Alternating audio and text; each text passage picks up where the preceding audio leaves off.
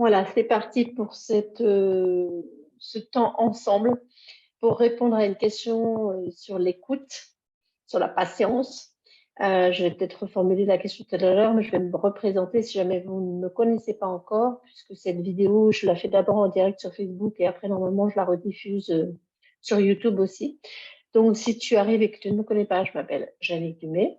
Je suis un être infini comme toi, hors définition.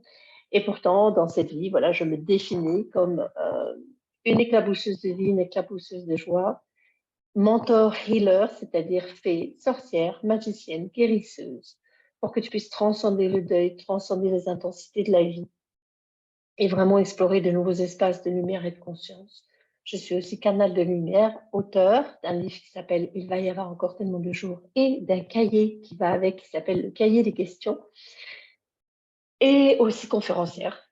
Voilà. Et ce soir, en fait, je voulais répondre à la question, je regarde en même temps voilà, sur mon écran, la question qui avait été posée, parce qu'en fait, je vous demande de me proposer en fait des questions, des thèmes pour ces vidéoconférences.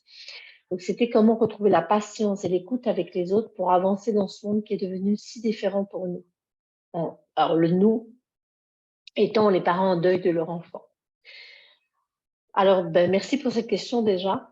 Et puis, la première chose qui me vient pour moi, euh, c'est que oui, effectivement, notre monde devient différent et je m'inclus en fait dans ces parents en deuil des enfants. Et ça peut être en fait d'autres formes de deuil.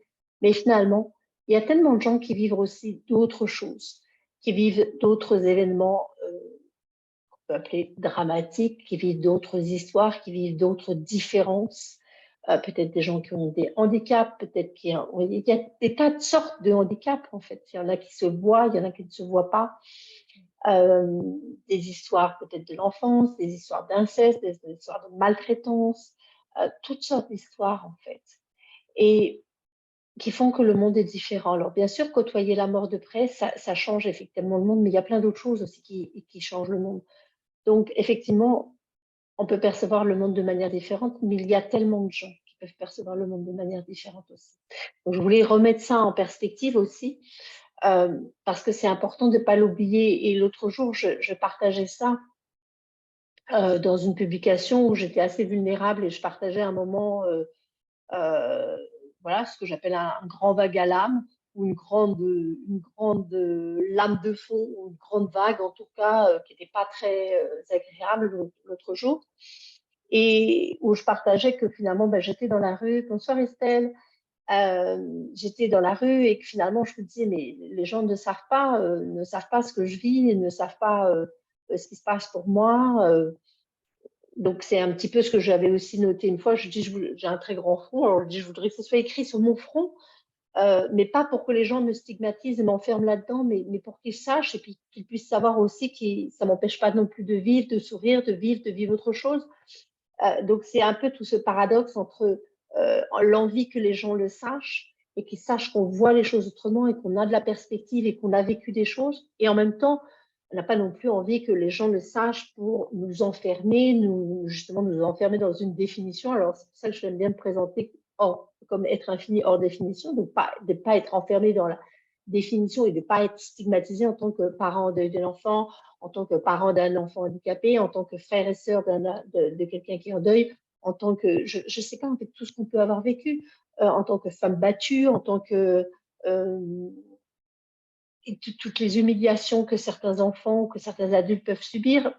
Il y a tellement de choses qu'on peut vivre, on va dire d'expériences douloureuses, d'expériences traumatisantes qui peuvent être vécues. Euh, qu'on ne peut pas, enfin pour moi en tout cas, il s'agit de ne pas oublier ça en fait et de ne pas se dire, bah, voilà, moi j'ai vécu ça et je vois les choses d'une manière très différente. Alors bien sûr, c'est vrai que la mort, l'approche de la mort par rapport à d'autres difficultés de la vie, ça ouvre aussi le monde de l'invisible, ça ouvre le monde de l'au-delà. Il y a quelque chose qui est encore plus mystérieux et en particulier toutes ces morts précoces. Euh, il y a quelque chose d'encore plus difficile et qui fait qu'on peut devenir beaucoup plus... alors je ne dirais pas qu'on va devenir plus intolérant, mais peut-être plus exigeant. On va peut-être faire moins de concessions de quelqu'un qui se plaint parce que oh là là, il fait pas beau aujourd'hui. Voilà. Oh là là, j'ai mouillé, j'ai fait une tache sur mon vêtement. Oui, ben voilà. On va dire ce genre de petites choses.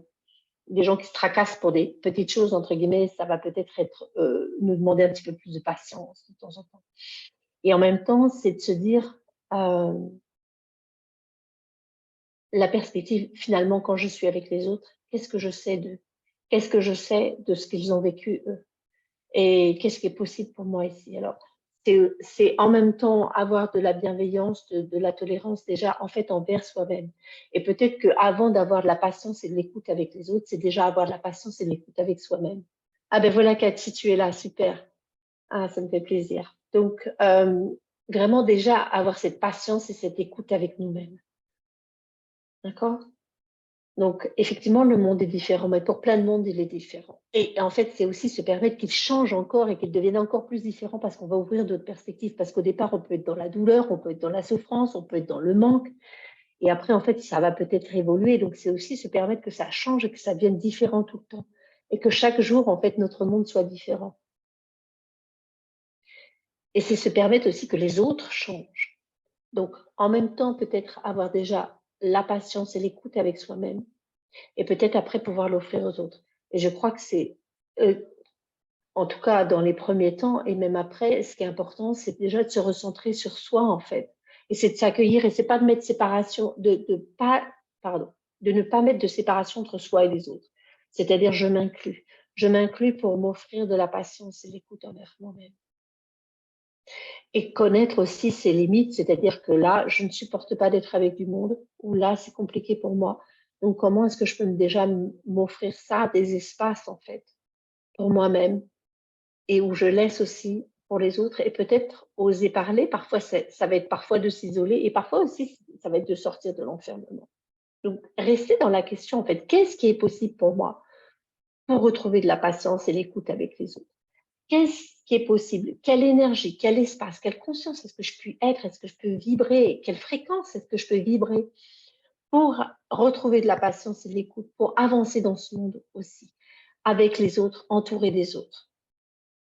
Alors, peut-être que parfois, ils ne connaissent pas notre vécu et on ne va pas non plus forcément le raconter à tout le monde. Mais qu'est-ce qui est possible pour créer de l'ouverture ici? Et peut-être que parfois, ils connaissent notre vécu et ils se disent, bon, c'est bon, elle va arrêter avec son histoire de deuil, là. Elle ne va pas enfin faire son deuil et tourner la page. OK. Alors après, en fait, maintenant, je vais vous lire le message de l'envolée. Donc, l'envolée, je reprécise pour les personnes qui ne le sauraient pas encore. En fait, l'envolée, c'est comme ça que j'appelle mon fils qui est mort. Quand il m'envoie maintenant des messages et je les transcris, donc là, je n'utilise pas du tout son prénom puisque ça ne correspond plus à qui il était lui physiquement, mais qui il est maintenant, qui il est devenu. Et ce message est assez clair. Donc, voilà, ça va être une belle réponse. Oui, donc c'est des personnes qui connaissent ton vécu, par exemple. Donc, des personnes qui connaissent ton vécu, mais en même temps, ils connaissent juste l'événement. Ils connaissent peut-être juste le fait que ton enfant est mort, mais ils ne savent pas ce que tu es en train de vivre. Et donc, parfois, si on ne leur parle pas, si on n'arrive pas à l'exprimer, eh ben, ils ne peuvent pas se rendre compte. Et d'ailleurs, c'est très, très difficile. C'est très, très difficile de se mettre à la place de l'autre. Et pour ça, ben, peut-être il faudrait que peut-être je vais réussir à le retrouver et vous le repartager. Mais quand j'ai partagé ce texte qui s'appelait Ne me console pas, c'était vraiment sur la compassion, l'écoute. Et peut-être que, alors moi je l'ai écrit avec mes mots, mais peut-être que vous pourrez trouver quelque chose avec vos mots à vous euh, qui vous permettent, on va dire, de partager comme ça un peu vos attentes, de quoi vous avez envie, de quoi vous avez besoin, qu'est-ce qui est requis pour vous, et que les gens puissent supporter qu'il y ait des gros changements émotionnels, des gros changements de fréquence. Alors, je ne vais pas te donner de réponse, c'est pas à nous à aller vers eux, ni à eux. En fait, qu'est-ce qui est requis ici? Pour moi, c'est poser les questions, c'est rester toujours dans la question, c'est rester dans la question, c'est qu'est-ce qui est requis ici? Qu'est-ce qui est possible là maintenant? Qu'est-ce qui est possible avec ces personnes?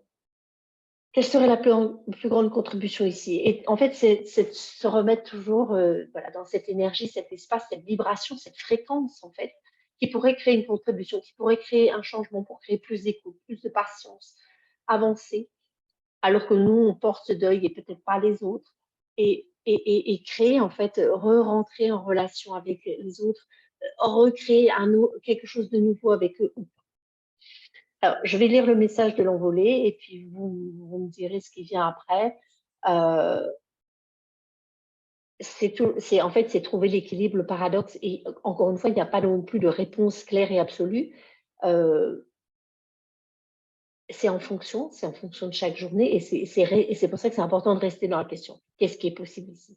Donc finalement, je transformerai la question, comme je l'ai dit déjà un peu tout à l'heure, au lieu de dire comment retrouver la patience et l'écoute avec les autres pour avancer dans ce monde qui est devenu si différent pour nous, c'est quelle énergie, quel espace, quelle conscience est-ce que je peux vibrer?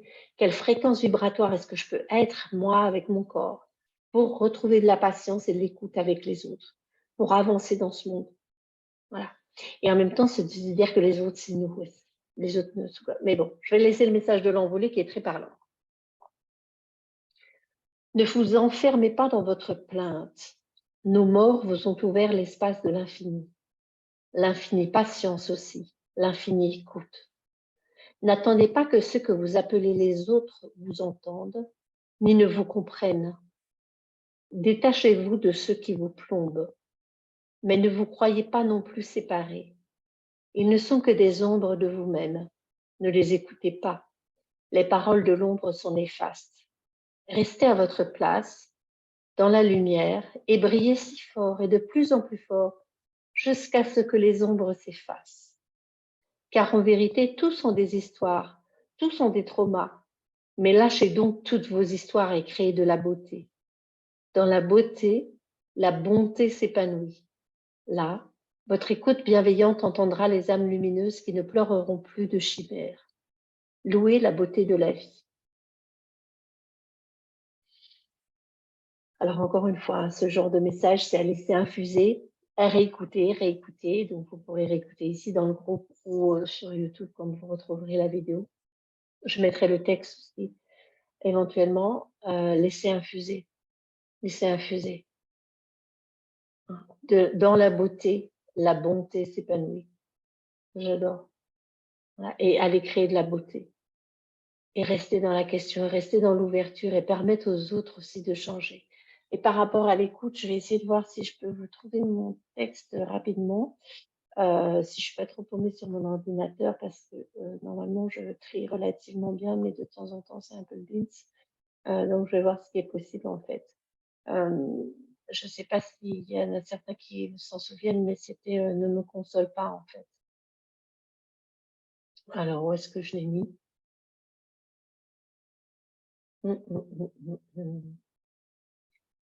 Ah, voilà. Donc, je vais voir si je le retrouve. C'est vraiment par rapport à l'écoute dans comment on va dire, ce qu'on appelle l'écoute empathique, en fait. Arriver à écouter, arriver à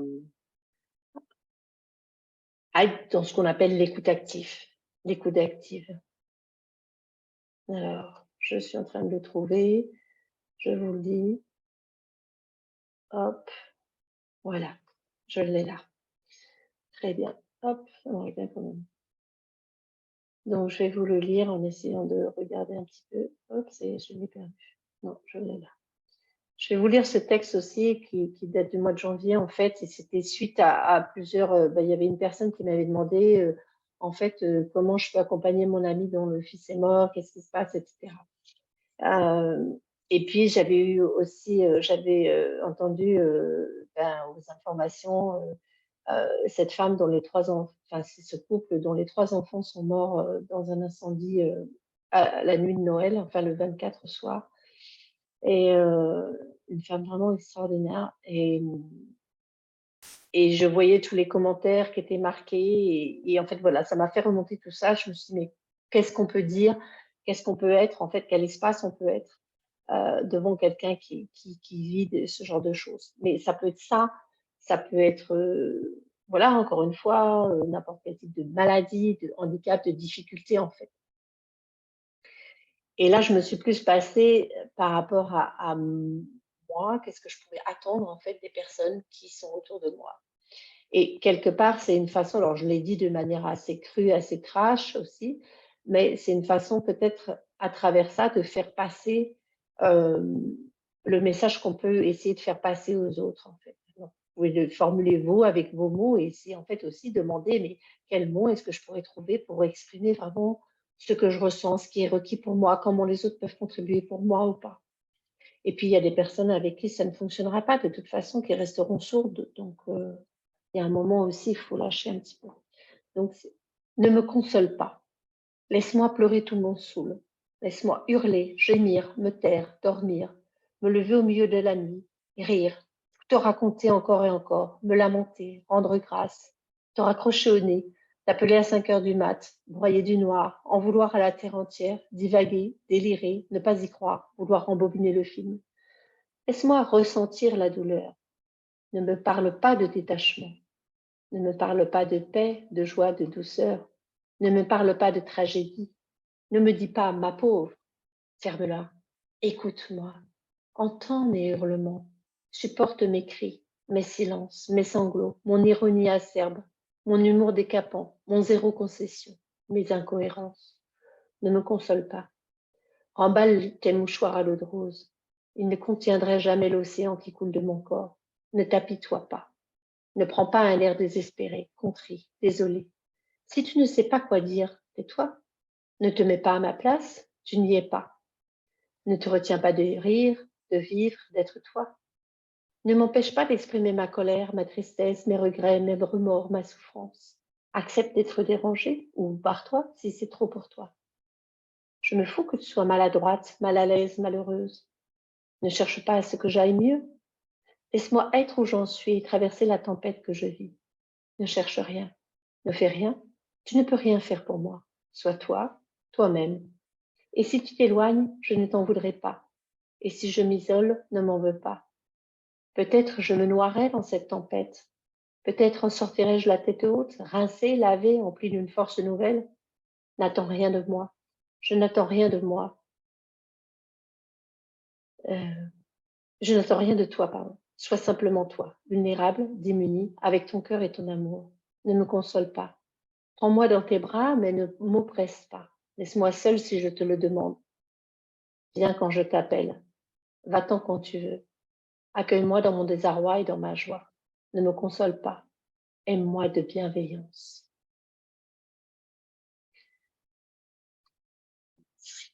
Bonsoir Nicole, je vois que tu es là. Donc voilà, alors là, ce texte, il est vraiment sur l'écoute en général. Je vous invite à la réécouter encore. Il est vraiment sur l'écoute, ce que j'ai envie d'attendre de l'écoute de l'autre. Donc vraiment cette écoute bienveillante, cette écoute active, cette écoute de compassion. Et en fait, je crois que vous pouvez le réentendre en se disant, mais est-ce que moi, je m'offre déjà cette écoute à moi-même? Est-ce que je m'offre de pouvoir crier? Est-ce que je m'offre de pouvoir hurler, gémir? Est-ce que je m'offre de pouvoir avoir du silence? Est-ce que je m'offre ça à moi-même? Donc peut-être le réécouter. Vous pouvez retrouver la publication, elle date du 4 janvier 2023. Vous pouvez la trouver sur mon fil ou alors sur Instagram. Et puis sur mon blog aussi, vous pouvez la retrouver. C'est vraiment être cet espace d'écoute déjà pour soi-même et aussi peut-être pour les autres. Parce que les autres, ils ne comprennent pas dans quel état nous sommes. Ils ne comprennent pas notre souffrance, ils ne comprennent pas nos variations, on va dire, de température, notre variation de tempérament. Non, mais peu importe, c'est être là. Donc, nous, après, si toi, tu parles de nous en tant que parent en deuil et tu te mets dans ta situation et tu te dis, mais comment est-ce que moi, je peux être un espace d'écoute aussi pour les autres? Mais plus toi, tu es authentique, plus nous sommes authentiques, plus nous pouvons être un véritable espace d'écoute aussi pour les autres. Parce que derrière leur petite vie, entre guillemets, qu'est-ce qu'il y a? Peut-être qu'eux, ils ont peur, peut-être que ça les effraie, en fait, ce que nous, on vit. Restez dans la question, en fait. Restez dans la question par rapport à l'écoute. C'est vraiment ça. Et en même temps, comme dit l'envolé, alors là, hop, je suis plus dessus. Il est où? Comme dit l'envolé, c'est aussi Attends, je me remets pour voir la caméra aussi en même temps. Détachez-vous de ce qui vous plombe, quoi. Voilà. Ne les écoutez pas. Les paroles de l'ombre sont néfastes. Voilà, restez à votre place dans la lumière et brillez si fort et de plus en plus fort jusqu'à ce que les ombres s'effacent. Donc c'est aussi, voilà, c'est trouver cet équilibre, ce paradoxe, c'est qu'est-ce qui est juste et qu'est-ce qui est requis pour vous à ce moment-là. Leur silence fait mal parfois. Voilà. Alors peut-être que qu'est-ce qui est possible aussi pour formuler, leur dire, mais voilà, j'aimerais bien que tu me parles. Et peut-être qu'ils vont te répondre, mais j'ose pas. Donc peut-être que toi, tu peux aller aussi vers, exprimer en fait toi ce que tu ressens. Donc en fait, c'est tout ça, le, le- c'est tout l'art en fait, d'arriver à exprimer nous ce qu'on ressent, nous ce dont on a envie. Qu'est-ce qui serait une vraie contribution pour nous? Peut-être d'arriver à formuler ça et de pouvoir le demander. Peut-être que les autres après pourront nous répondre. Mais si nous, dans notre tête, c'est très flou. Et c'est vrai qu'on ne sait pas toujours. Il y a des moments où on dit, j'ai envie que tu en parles, mais j'ai pas trop envie que tu en parles, etc. Mais peut-être que les gens n'osent pas, tout simplement. Donc, c'est comme un mystère pour eux. Ils ne savent pas trop par quel bout nous prendre. Est-ce qu'on risque de pleurer? Est-ce qu'on risque de rire? Est-ce que donc voilà. Et puis je crois qu'on est dans un monde où enfin, alors moi je suis un petit peu déformée parce que j'ai tellement l'habitude d'exprimer des émotions, de parler, et je suis entourée de pas mal de gens comme ça aussi.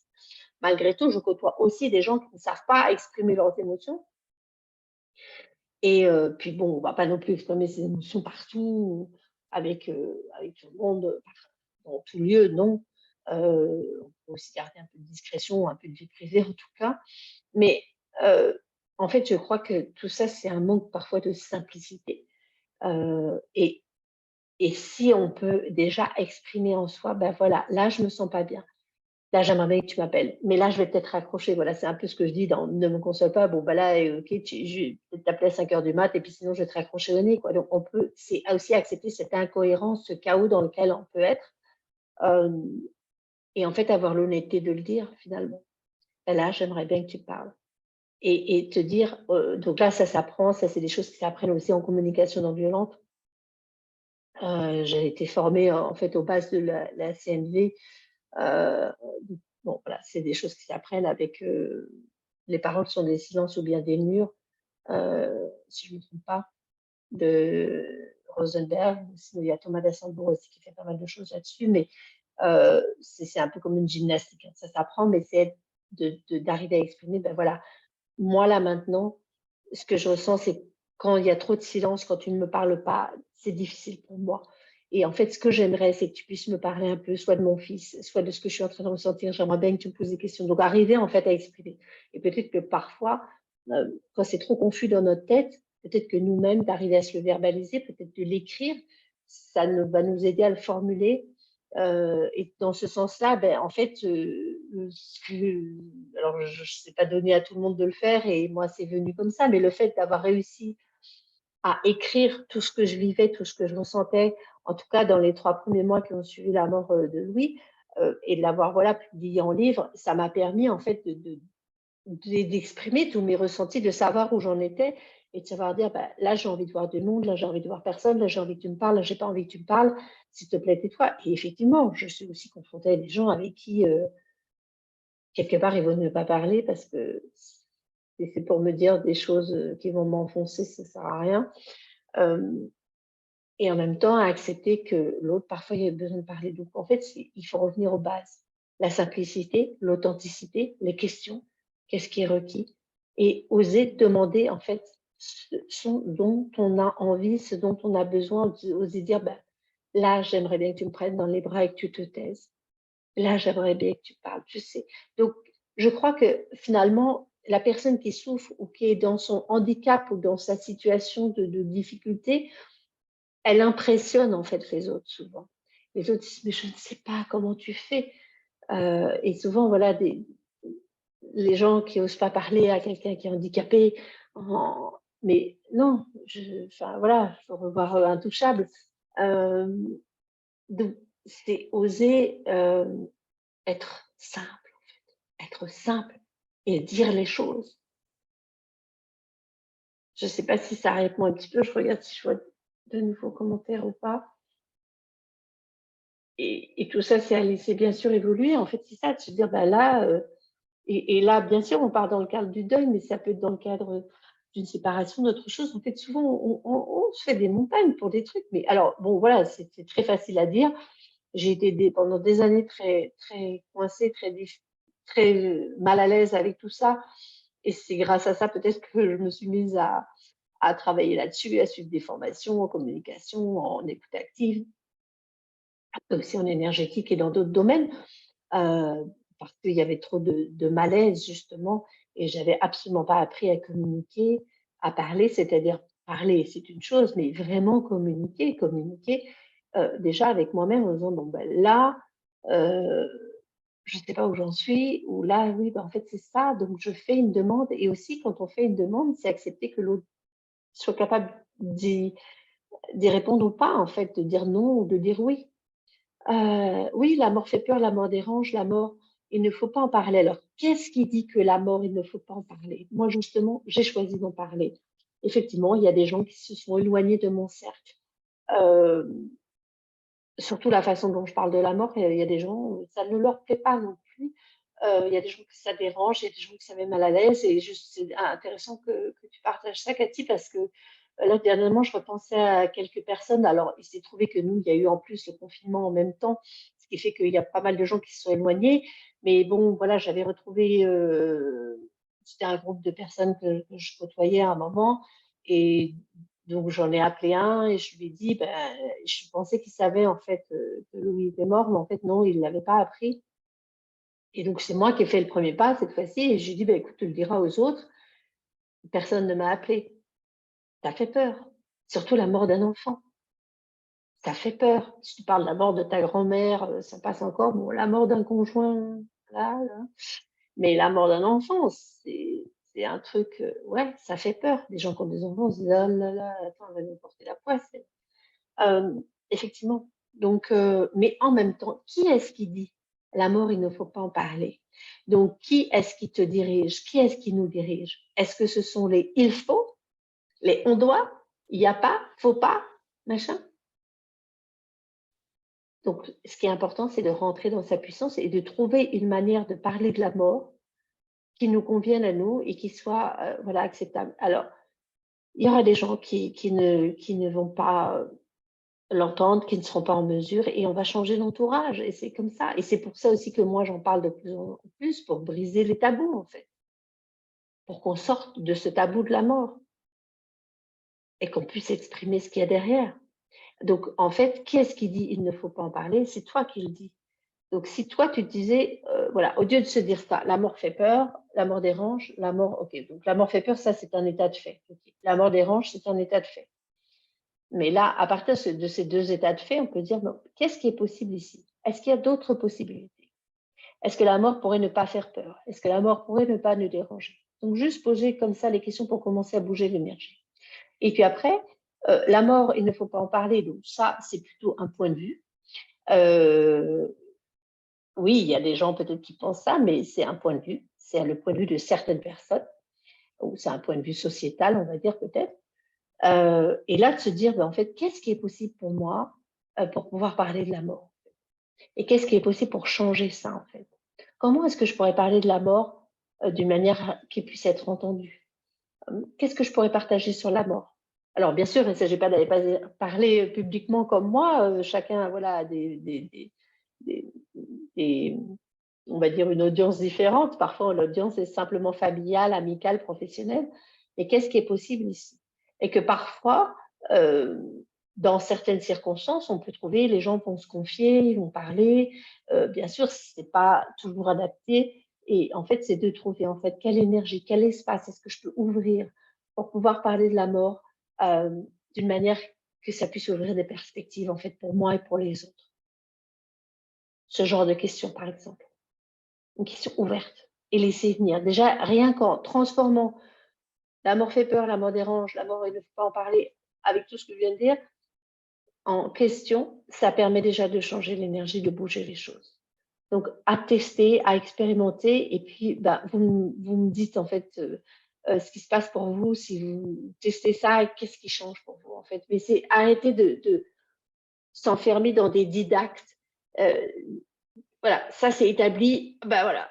Et d'aller vers la question, ok, qu'est-ce qui est possible? Et moi, c'est ça, en fait, j'ai posé des questions. J'ai posé des questions. Je me suis dit, mais qu'est-ce qui est possible avec la mort et comment est-ce qu'on peut vivre la mort autrement et comment est-ce que je peux créer? Alors, j'ai déjà fait beaucoup de tri autour de moi pour pouvoir parler librement. Voilà, ça va se faire tout seul. Et il va y avoir des nouvelles personnes avec qui c'est OK. Moi de manière complètement inopinée, ben, j'ai parlé de la mort avec mon coiffeur. J'ai deux coiffeurs. En fait. Donc voilà, mais les deux, on s'est trouvé à parler avec les deux. Je me suis mise à parler de la mort, mais c'est pas moi qui avais lancé le sujet, c'est un petit peu eux. Enfin, comme par hasard, ça s'est fait. Donc en fait, qu'est-ce qui est possible? Donc voilà, ça peut être parfois pas forcément dans un cercle amical, ça peut être autre chose. On va rencontrer d'autres personnes. Euh, et aussi, de quelle manière j'ai envie de parler de la mort? Est-ce que j'ai envie de parler de la mort euh, d'une manière qui va me plomber? Est-ce que j'ai envie de parler de la mort d'une manière qui va être en mode victime? Ou est-ce que j'ai envie d'en parler avec quelque chose qui va ouvrir, en fait? Donc, c'est déjà à partir de quel espace, quelle énergie est-ce que je suis, à partir de quel espace de conscience est-ce que je suis, moi, déjà, qui fait que ça ouvre ça comme perspective, comme possibilité. Donc là, la question, en fait, c'est de se dire, voilà, quelle énergie, quel espace, quelle conscience? Est-ce que je peux vibrer? Est-ce que je peux euh, émaner, en fait, de moi pour créer, en fait, des rencontres avec des gens avec qui je suis à l'aise pour parler de la mort, avec qui on peut partager toutes les vagues émotionnelles que l'on traverse, etc.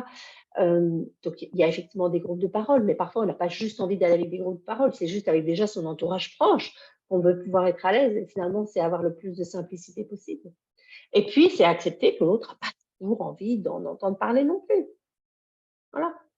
Il y a des sujets comme l'amour, l'argent, le sexe qui sont tabous.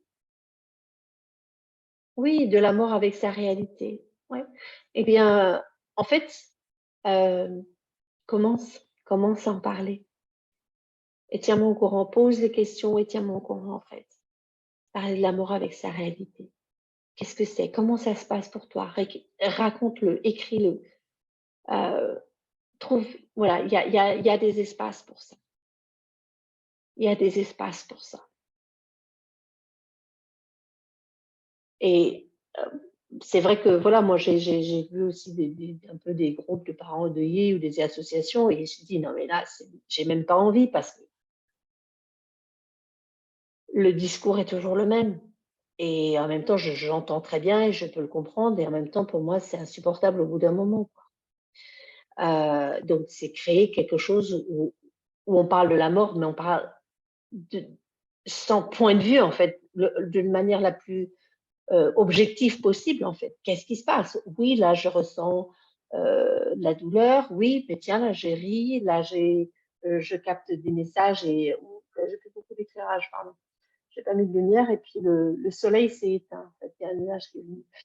Euh, donc voilà, de pouvoir parler de toutes les ombres et de toutes les lumières et de toutes les variations en fait qui sont là en fait, et pas uniquement la perspective que la mort c'est l'horreur, etc. Donc pas non plus en disant ah la mort c'est génial, juste de manière le plus ouais, factuelle, objectif possible.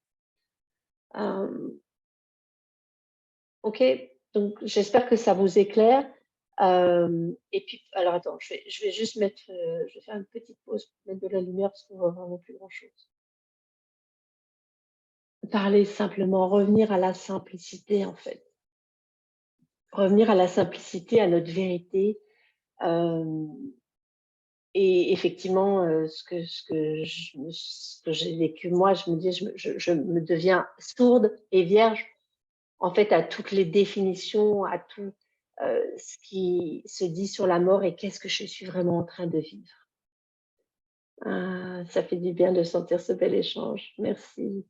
Pourquoi pas la mort ne serait-elle pas géniale? Oui, voilà, Nicole, en fait, de ne pas avoir de point de vue en fait sur la mort, de ne pas avoir de point de vue. Exactement, en fait. C'est ça. Et c'est pouvoir partager ça. Et en même temps, de reconnaître que parfois, voilà, en fait, on navigue entre cette partie, on va dire, divine, cette partie infinie de nous, et puis cette partie complètement humaine, mais aller défaire en fait toutes les définitions, tous les programmes, toutes les croyances qu'on peut avoir sur la mort en fait.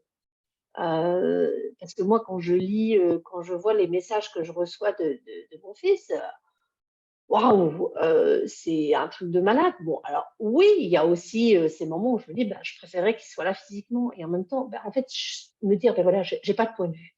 C'est comme ça. Le fait, il est là. Son corps, il est plus là physiquement. Donc maintenant» moi, j'ai posé des questions à ce moment-là. Je dis: «OK, si ça, c'est possible que ton corps, il disparaisse, là, il arrête de fonctionner, bah, là, il y a autre chose qui est possible, c'est sûr». Je n'imaginerais pas que ça serait sous forme de message, que je me mettrais à parler de la mort, que j'écrirais un livre et un deuxième. Et enfin, voilà. Au fait, qu'est-ce qui est possible? Rester dans la question.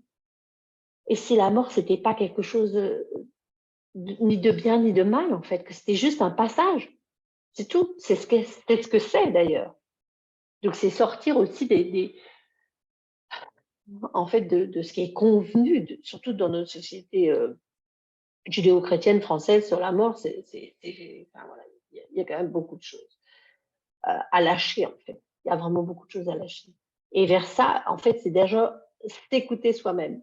Et quand tu peux t'écouter toi-même, qu'est-ce que je sais vraiment ici? Qu'est-ce que je ressens? Qu'est-ce que je perçois? Alors tu peux aller écouter les autres. Et tu n'entendras que ceux qui sont, euh, on va dire, qui sont une contribution pour toi. Une nouvelle expérience. Ouais, c'est ça, Nicole. Tout à fait. Donc, c'est être dans cette ouverture, en fait. Être dans cette ouverture. Et de la patience, voilà. Je suis aussi très impatiente parfois. Mais bon, voilà, j'apprends la patience tous les jours, j'apprends la patience. Et justement, ben là, à l'occasion du sommet Écrire sa vie et la changer vraiment, j'ai enfin le cahier des questions qui va avec mon livre qui sort. Donc, il va y avoir encore tellement de jours le cahier des questions, cet espace de deuil qui va être disponible d'abord dans le sommet et après à la vente comme ça, où en fait j'ai concentré, j'ai rassemblé en fait toutes les questions que je me suis posées, toutes ces questions, qu'est-ce qui est possible ici, quel espace est-ce que je peux être pour créer de l'ouverture, pour créer quelque chose d'autre. Donc, il n'y a pas que des questions, il y a aussi quelques phrases et voilà, et sorties de mon contexte personnel et familial. Et il y a des choses à dire sur la mort. Le mot fait partie du dictionnaire. Oui, voilà. Il y a déjà des gens qui ne peuvent même pas employer le mot mort, en fait, pour lequel le mot mort, c'est très, très, très difficile. Voilà. Moi, je l'utilise honnêtement de manière complètement scientifique. OK, je pourrais dire décédé, je pourrais. Et voilà. Mais mort, c'est OK, le corps physique, il fonctionne plus. Stop, c'est arrêté. Le cœur ne bat plus. OK, donc il y a mort. Mais c'est pas pour ça qu'il n'y a pas encore de la vie. Donc, quand on dit que la mort, c'est fini, qu'il n'y a plus rien,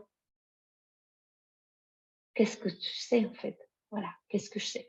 Et donc, ça peut être aussi, quand on disait d'écouter les autres, que tu as peur de leur parler, en fait, c'est partager. Bah, en fait, moi, je ressens ça. Et moi, quand je partage, je n'affirme pas.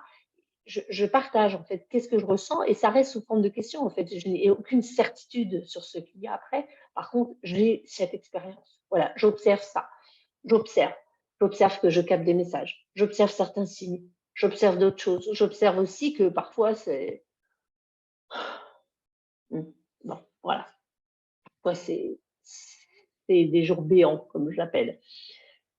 Voilà, j'observe qu'il y a de la joie. J'observe que j'apprends plein de choses.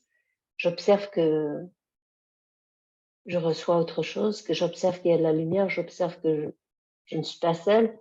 Et c'est vraiment sortir de notre petite perspective humaine. OK, alors ce que je vais faire, comme je vais vous le relire comme ça avec voilà, je vais vous le relire pour, attends, j'essaie de mettre que je vois les 2 écrans en même temps, ce sera plus cool. Voilà. Vous voyez pas ce qui se passe derrière mon écran, mais moi je vois parce que je peux avoir des écrans. La mort sur toutes ses couleurs, avec toutes ses couleurs, avec toutes ses facettes comme la vie. Ouais, exactement. Alors je vais vous relire, pour terminer, je vais vous relire le message de l'envolée et puis je vous donne aussi rendez-vous, au sommet, Écrire sa vie et la changer vraiment. Et puis, ah ben non, là je peux pas vous faire voir là, ma nouvelle couverture de mon livre là, j'espère que vous l'avez vue sur mes publications. Ah, je suis trop contente. C'est vraiment chouette. Et et puis je vous dis aussi que l'immersion, Transcender le deuil commence le 10 mai. Donc c'est une aventure de, j'allais dire, de 12 mois. Non, c'est une aventure, bon, je pourrais la faire sur 12 mois d'ailleurs, mais pour l'instant, je la fais sur de 12 semaines, à raison d'un rendez-vous par semaine, qui s'appuie donc sur la lecture du livre Il va y avoir encore tellement de jours. Et puis après, il y a les messages de l'envolée et ma facilitation verbale, énergétique et corporelle. Donc c'est vraiment une aventure de 3 mois ensemble. Donc voilà, je vous en reparlerai, mais si vous voulez déjà des renseignements, vous pouvez me demander et sinon vous trouvez ça aussi sur mon site. Alors, voilà. Donc la question, voilà, en fait, moi la façon dont je m'adresse, à mon fils, c'est très simple. En fait, je lui dis: «Est-ce que tu as un message en réponse à la question? Comment retrouver la patience et l'écoute avec les autres pour avancer dans ce monde qui est devenu si différent pour nous?» Donc je lui ai précisé, nous étant les parents en deuil de l'enfant: «Ne vous enfermez pas dans votre plainte. Nos morts vous ont ouvert l'espace de l'infinie patience aussi, l'infinie écoute. N'attendez pas que ce que vous appelez les autres vous entendent, ni ne vous comprennent. Détachez-vous de ceux qui vous plombent, mais ne vous croyez pas non plus séparés. Ils ne sont que des ombres de vous-même. Ne les écoutez pas. Les paroles de l'ombre sont néfastes. Restez à votre place, dans la lumière, et brillez si fort et de plus en plus fort jusqu'à ce que les ombres s'effacent. Car en vérité, tous sont des histoires, tous sont des traumas. Mais lâchez donc toutes vos histoires et créez de la beauté. Dans la beauté, la bonté s'épanouit. Là, votre écoute bienveillante entendra les âmes lumineuses qui ne pleureront plus de chimères. Louez la beauté de la vie.